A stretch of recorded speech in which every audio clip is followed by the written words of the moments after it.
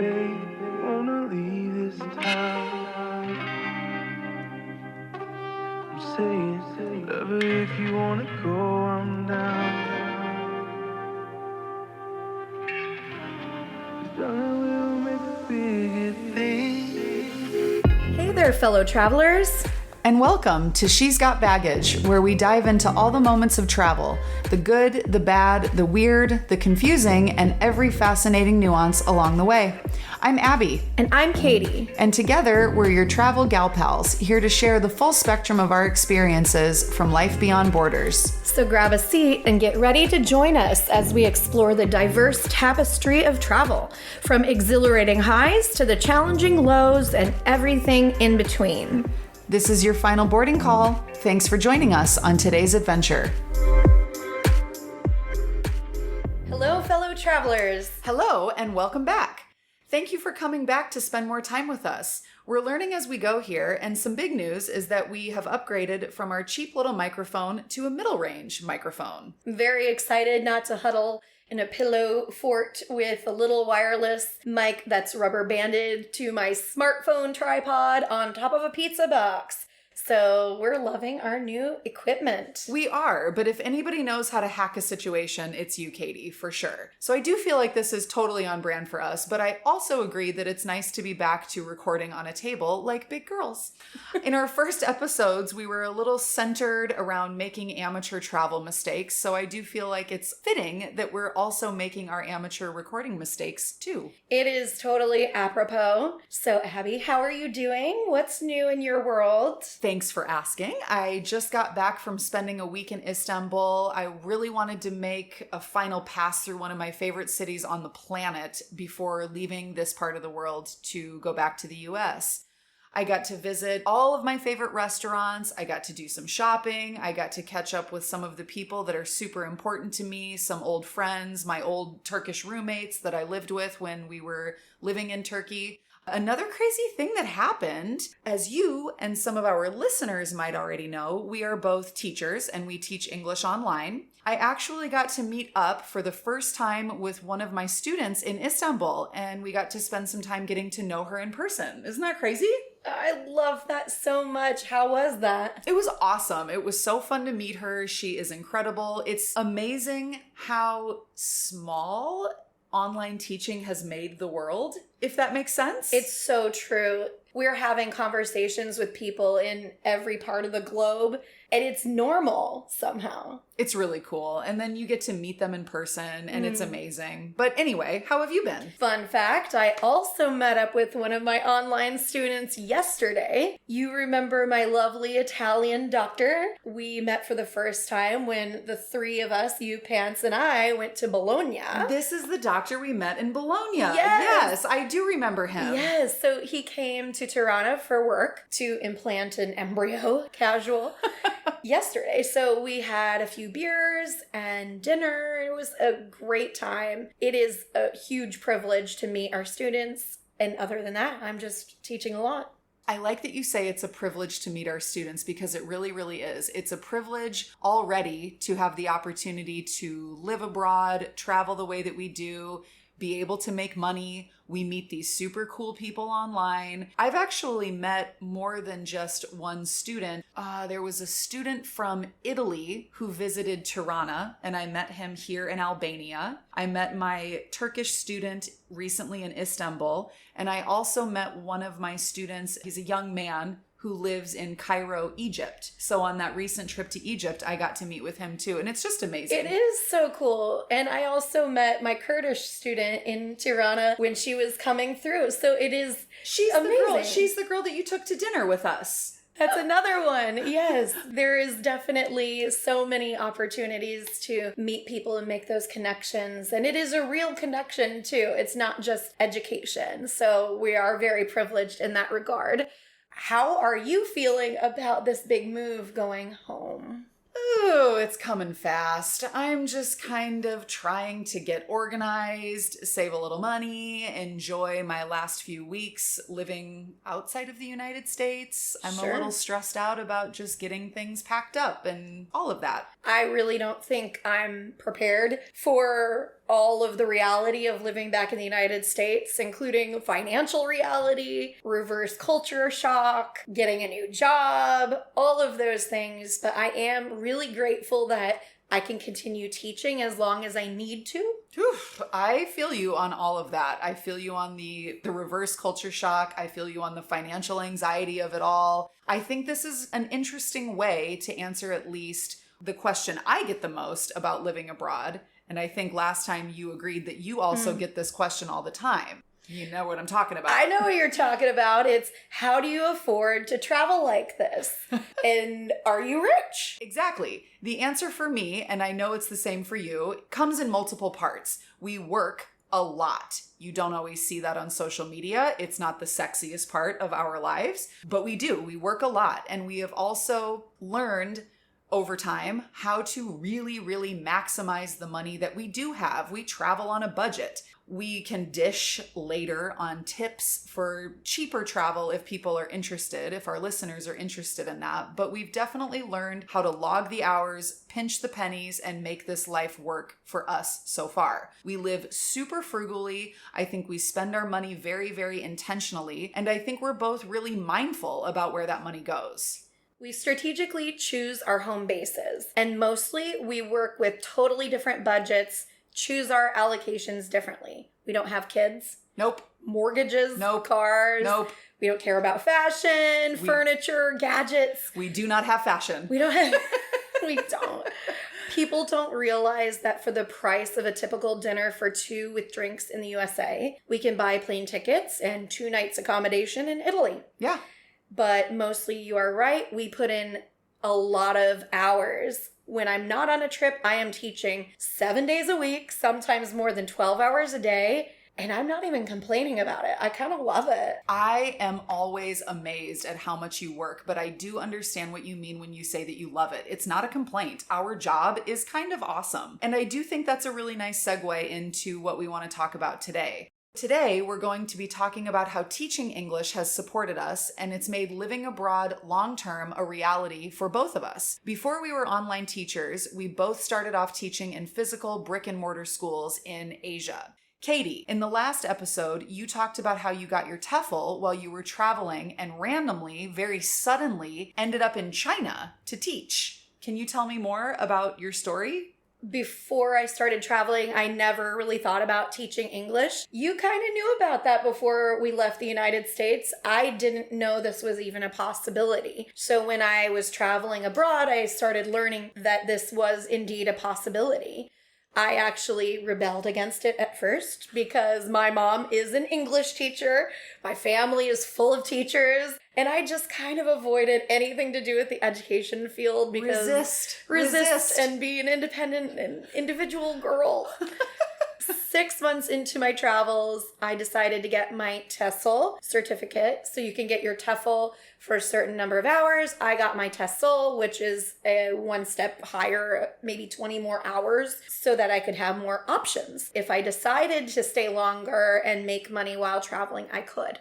I applied to one online company, the Orange Company, and I got denied. Oh no. I know. And I'm thinking it's a lack of experience probably at that time. This all changed for me when I got to Sri Lanka. I locked myself inside a little beach cottage and I told myself I wouldn't leave until I got that 120-hour TESOL education that I knew I needed to get. I did it all online. I got a Groupon for it for like $40, which is so cheap for a TESOL or a TEFL certificate. I finished my certificate just before New Year's. As a reward, I went to a different city, Uluwatuna, where you have lived. I celebrated New Year's Eve there. I also celebrated New Year's Eve in It's a Uluwatuna. wild place to celebrate New Year's Eve. I'll never forget it. Sri Lanka. Oh, God. So I met this really cool girl, Lori, there. We actually met online through a travel group, and she was there at the same time as I was. Where was she from?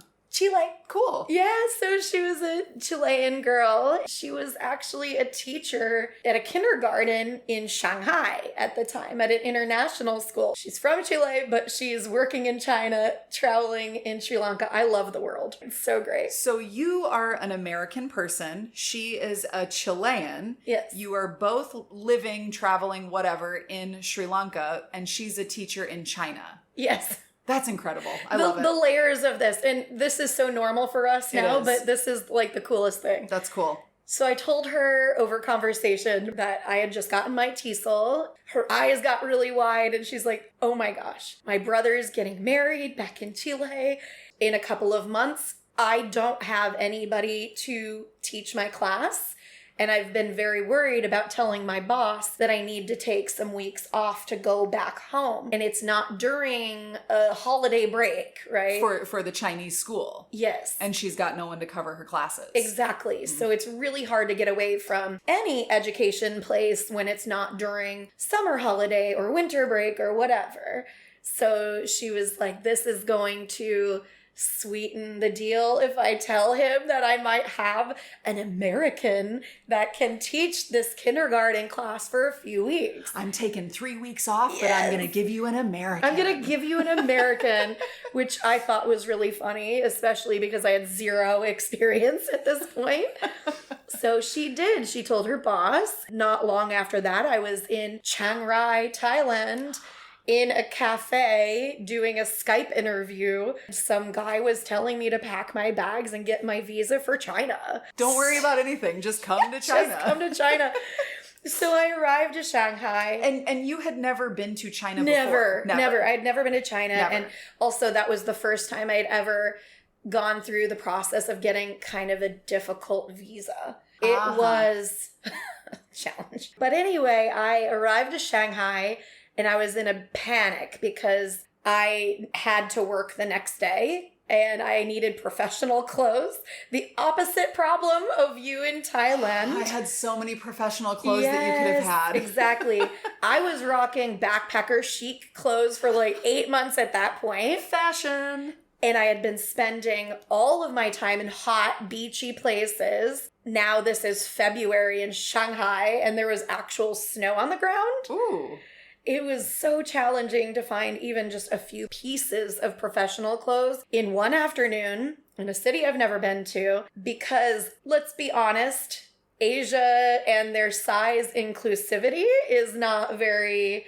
It's not the strong suit. It's not. Yeah. And I have some curves. So it took a while, but I found one pair of pants and a sweater. Success. Yes. And the rest would have to come on another day. So the next day, I found my way to an international school, assuming that I would be following Lori around at least for a day and know what I was going to be doing after that. How long was it from when you met Lori in Sri Lanka, then you were in Thailand? How long from when you met Lori in Sri Lanka were you in Shanghai? About 2 months. So there's a 2-month gap where you Yes. didn't see her.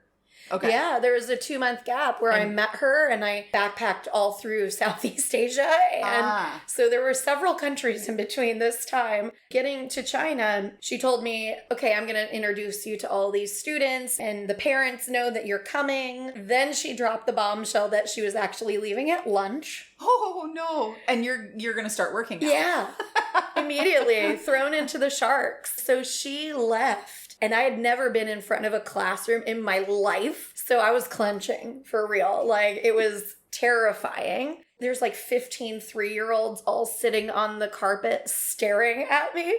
I just had to fake it until I feel it. Really, that's kind of how I became a teacher, was faking it until I could feel it. I think that's true for most of us. It really is. And I think that's for a lot of jobs, but I just prayed for the best. After I was kind of thrown into the deep end, I actually realized that I could swim. Yeah. I went in every day, made a plan, did my best to prepare my lessons. In reality, I spent so much of my day just cutting up pieces of paper so that the kids could glue them on a page in 10 seconds and show their parents all of the cool art project these 3-year-olds were doing. Yes.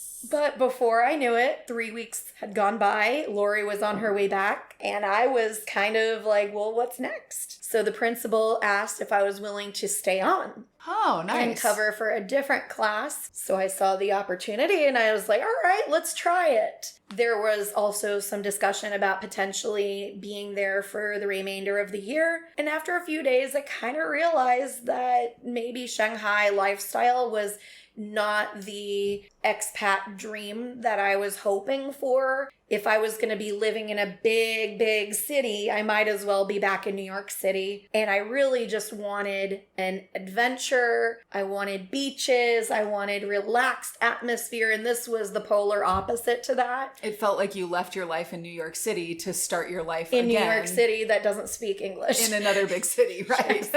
So I decided this maybe was not the place for me. I took my money that I made in China during those few months. I went to Japan, Taiwan, Korea, and that completed my cycle of most of Asia at that point. So I had all of that to be like, okay, where do I live? And the salaries in China, I think, are they were attractive. They're pretty good. For sure. After that, I was thinking, let's try Da Nang. I had gone through Da Nang to visit a friend of mine. She said, hey, there's a lot of opportunities for teaching here. So I decided to try Da Nang for a month. So that's what I did. I showed up with no money, volunteered at a hostel, pieced together many different odd teaching jobs at different centers. Like I was working at 10 centers at one point. Then I consolidated jobs into one main job at a wonderful English center where I taught a lot of Elsas and Spider-Mans and Ben 10s and Tigers and Sparkles. Yes. And you know. For our listeners who might not know, these are a lot of the English names that Asian countries, I guess Asian parents give to their kids, and they are wonderful. I love the names. What was your favorite English name? I had some good English names. I used to have a kid named Captain who was pretty funny, but my favorite was this he was maybe 3 years old, and he was the most beautiful, sweet, lovely little Thai boy, and his name was Vodka. These names were so random and so funny. I loved Vodka. Especially as a teacher. Where's Vodka? Vodka, sit down. I mean, it's just so funny to say. I loved it. He would come up to me, and he would kind of tug on the bottom of my shirt. He was just tiny. And I'd look down, and he didn't speak a lot of English. He's so young. I'd say, what is it, Vodka? What do you want? And he would look up at me. Every single time it was the same pattern, cadence that he would speak. I don't know what he was saying, but he would say, Hamanima vodka? And I would say, huh? He'd say, Hamanima vodka? And he was saying something, vodka. So he was talking about himself, but it always made me sad because I never understood what he was trying to say. Hamanima vodka? They communicate with us. They don't understand at a certain age that we can't understand them because they can understand us. Oh, yeah. It's amazing. They can understand enough. Like they are sponges, and it's really incredible to have that relationship. And sometimes it doesn't matter what he was saying. He just wanted attention and love. To talk. Yeah. And to talk and communicate with you. My little Vodka. Such a sweetheart. Oh, I wonder what he's up to today. I love him so much. Aw. Perfect child. So how did you start your teaching journey? Well, like you said before, I knew a lot more about this teaching English process before I had left the United States. My experience was definitely more calculated than yours. Pants and I were living in the US, and we had made this decision that we really wanted to travel long term. Like we talked about before, we both had jobs where leaving for 2 weeks, 3 weeks at a time was not gonna work. I found us a TEFL Academy, and I signed us up for a pretty legit certification course. Pants and I both studied and completed our courses online over the span of about 11 weeks. We also had to complete in-person practicum hours at an ESL night class for adults in, I think, Mesa, Arizona. And it was pretty cool. We got to go to an in-person class 2 or 3 times a week. And we did this for a few weeks. We got to meet a handful of adults with really diverse backgrounds that were all immigrating into the United States, and they were taking English classes. So we met people from Ukraine, Thailand, different Latin American countries. So I think, cool. yeah, Honduras and Mexico. We met this big group of different people, and they were all adults, and it was really, really interesting. It was cool. So fast forward to arriving in Thailand. We'd spent maybe the first 2 weeks or so sort of living on vacation. All of a sudden, I was bombarded with this realization that I had just blown up my entire life. I started to panic a little bit about needing to get a job. I needed to work. I had had a job since I think I was 13 years old. That's right. It was illegal at that age to work, but my mom got me a job. I was paid cash to wipe down, this is so gross, to wipe down the sweaty tanning beds. It's like some lady my mom knew owned a tanning salon. So that was my like gross little 13-year-old job. Gross. It was gross. Like I said, I had never been without a job since I was 13 years old. Like a lot of Americans, we start working young and we always have to work. That's right. I was very nervous about this idea that I didn't know what I was going to do next. So Pants and I are in Thailand. We've been on vacation mode. I start to get nervous. Pants could not have cared less. You know how he rolls. He was all about vacation vibes. He thought I was being neurotic. He thought I was being a worrywart. He just wanted to snorkel and drink beer on the beach and soak up this vacation life that we had just started. Eventually, he agreed to give me a morning where I could sit and send out a bunch of teaching applications and resumes because I felt like I just needed to do that. I needed to make some kind of progress toward knowing what jobs we were going to get. And I probably sent out 20 applications. After I did this in the morning, we left for the afternoon for the rest of the day to go snorkeling, go to the beach, go eat, whatever. And when we came back to the hotel room, I checked my email, and every single application that I had submitted had already been responded to with either requests for interviews or straight up job offers. It was insane. I probably sent out, like I said, 20 applications and I had 25 job offers. Wow. In one morning. That's really lucky, actually. It was really, really crazy. And it was very interesting to see. I don't know if this sounds good or bad, but it is what it is. It was interesting to see how easy it was to get jobs in Thailand. We had never been teachers before. Sorry, we had a TEFL, but we didn't have experience. Right. And just like that, people were willing to hire us. So we ended up taking a teaching job at a government high school in a small city called Ratchaburi, Thailand. I told you a little bit about this last time. So we arrived for the second semester at a government high school and we finished out the school year. That was our first teaching job, was a government high school. After the school year ended, we did a little traveling and we saw more of Thailand, and we decided that we really wanted to be closer to the beach. Like you said, we were kind of in a city. Ratchaburi is not a big city. It's not a Shanghai. It's not a mega city, but it's not beachy. It's not chill. It's not backpacker-y. We wanted to live on the beach. We decided to take jobs at a private international school. I was teaching pre-kindergarten and Pants was at the primary school. So my students were maybe 3, 4, and 5 years old. Pants was teaching 7, 8, 9-year-olds. After finishing the year at the international school, we found ourselves living in Da Nang, Vietnam. I had gotten a job at a kindergarten and a language center, and I was driving all over town on my motorbike in the rainy season. Oh my God. Trying to collect supplies for my classes, and it was sort of, it was a little miserable for me. I was wet, I was stressed, I'm trying to plan, I was always busy. I just didn't love the situation that I had found myself in. So I'm cruising around my motorbike through all of these downpours all over town. I'm trying to collect things to use in my classes. I would arrive at my kindergarten classes. I'm soaked head to toe, dripping wet, and I haven't even started working yet. I know that feeling. You know what I'm talking about. Yeah, and I'm just dripping. And this is right around the time that the whole online teaching thing was starting to get bigger and bigger. And I'd heard about it, but I didn't really know that much about it. At this Vietnamese kindergarten, I had actually met another American teacher in the same school, and she had told me how she had started teaching online, kind of a part-time job on the side. And I was soaked. I was wet. I was tired. I was so over it in that moment being in a brick and mortar school.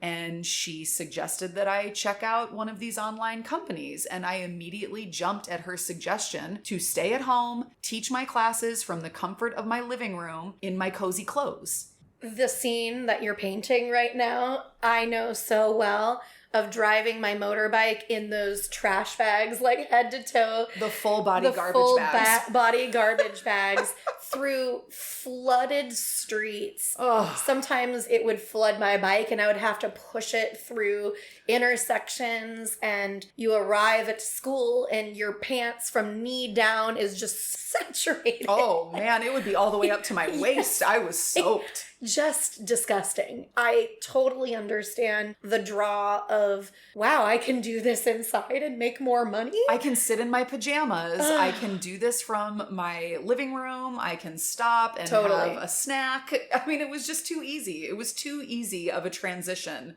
to not go online. I wanted to know if you can think of some more funny anecdotes from when you taught in a school, because I know you have so many funny little interactions. So honestly, maybe it's just because of his personality, but most of my funny memories are about pants and his interactions with some of these students. It's just so funny to me. So one of these stories is about another nickname, actually two nicknames that Pants got at this first government high school in Ratchaburi. All of the students used to come up to him. They were like 14, 15, 16-year-old boys, and they had a very strong Thai accent, and Pants is a pretty tall guy, and they would run up to him and they'd say, "Teacher, teacher, teacher, how tall?" And we're like, what? How tall? And they were asking him, they wanted to know, how tall are you? But they would just say, teacher, teacher, a teacher, how tall? Teacher, how tall? So we just called him Teacher How Tall for like 2 years. Teacher, how tall? Sometimes even now, 8 years later, I'm like, hey, Teacher, how tall? So that was always really funny to me. And then there was another story. I don't know how well this story is going to go over retelling it now. Also, there might be a little bit of crass language for like the first time in our podcast. The reality is that there's a lot of crass language, things that happen inside of a classroom.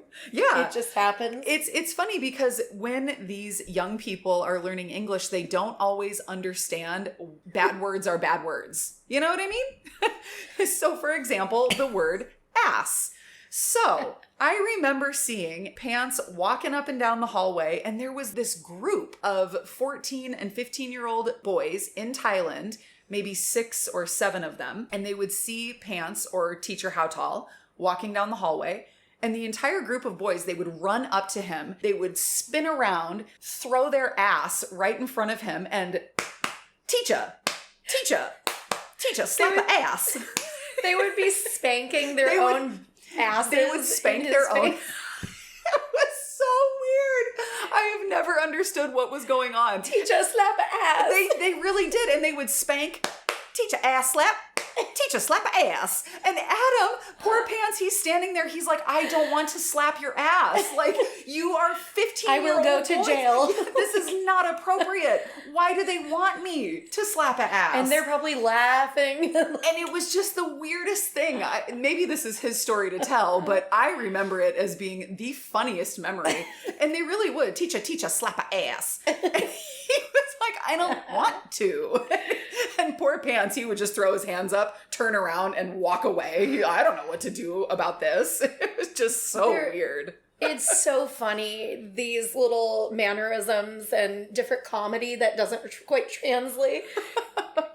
But also the curse words are always one of my favorite memories. Is they do absorb a lot of like the cursing, and they do. That comes from some media or songs or music, movies. YouTube. Yeah, the bad words make for funny stories.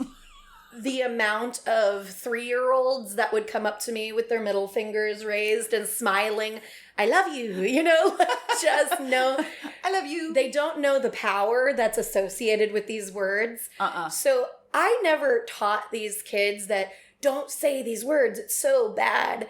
I tried to ignore it because I didn't want them to know how bad they were, because then they would use it more. But as they get older, I would tell them, these are the places that are appropriate to use them, but don't say them around your grandmother or at school. I mean, I know you have some funny stories about, I remember like the shirts that kids would wear. One of my favorite things in the entire world is English writing in Asian t-shirts or something. Kind of like the way that some American people will get Chinese symbols as a tattoo. Or they'll wear clothes that has French written on it. Sure. And I know you don't speak French. No, absolutely not. The Chinese tattoos is the perfect example. It's like, what do you think that is? Empowerment, but it really says frog or something similar. So there were always these funny t-shirts that these kids would come to school in, and some of them were just marijuana leaves all over. The marijuana leaves everywhere. It's just funny. I don't know if the parents even knew what it was, or maybe they did and they don't care. My absolute favorite one that took me out, I literally had to leave the classroom.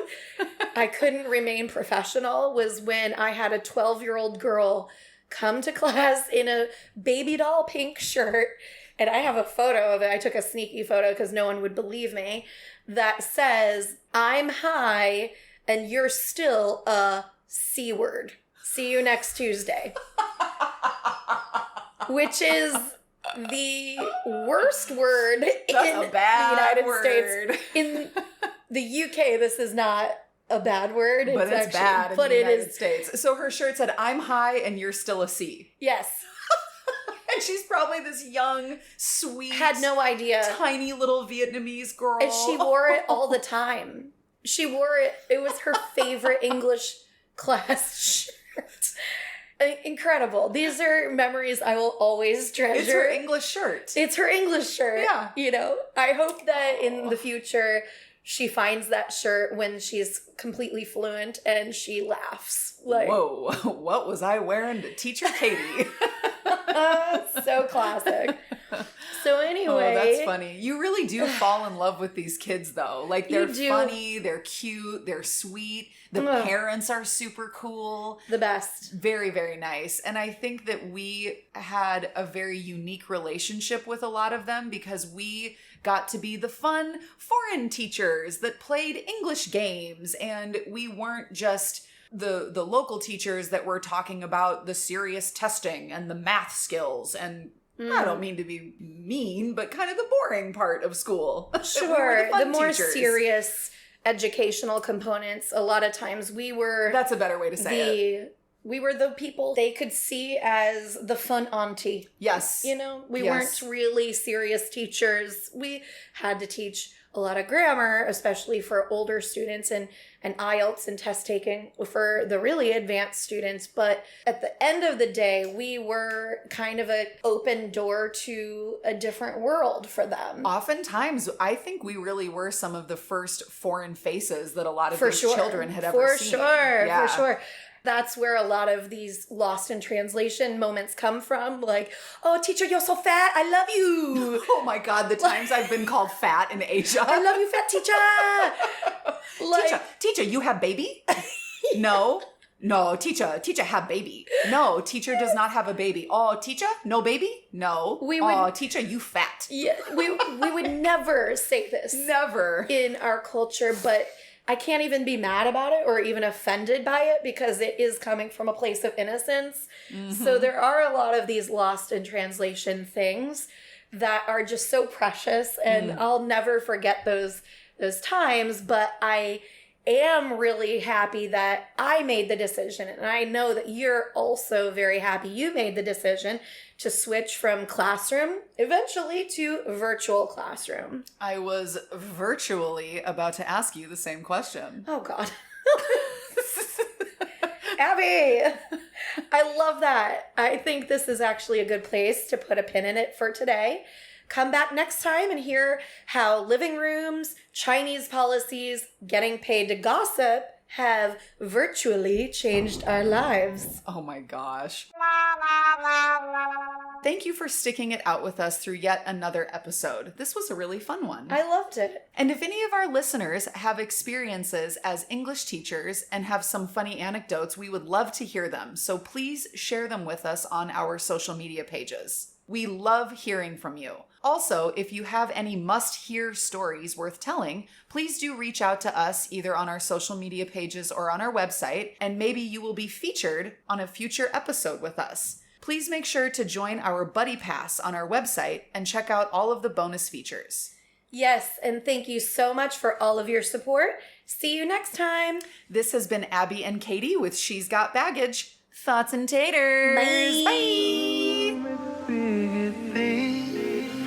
Thanks for joining us on She's Got Baggage, the podcast where we depart into the travel world that has embraced us for the past 9 years. We invite you to continue exploring with us, from tales that stir your thoughts to moments that tickle your funny bone and tug at your heartstrings. Our itinerary promises to inspire and captivate. Don't forget to secure your Buddy Pass by subscribing, ensuring you never miss our next adventure. Your feedback and reviews are always appreciated as we continue to navigate these unexplored territories together. Your reviews are so important so that we can stay on course with content that keeps you coming back for a return trip. Until next time, I'm Abby. And I'm Katy. For additional perks, check us out on she'sgotbaggagepodcast.com. And you can also find us on social media. And remember that this has been She's Got Baggage, where every adventure has a story.